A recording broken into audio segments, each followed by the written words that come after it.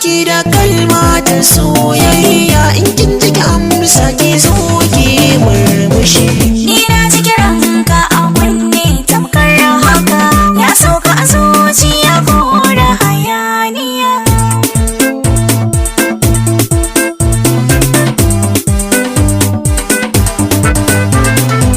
Zancen ki daɗi da ya sauka kunnuwa sun bayyana miki abin da ke faruwa. Ko da cikin mata ke kaɗai zan warewa in ba ta so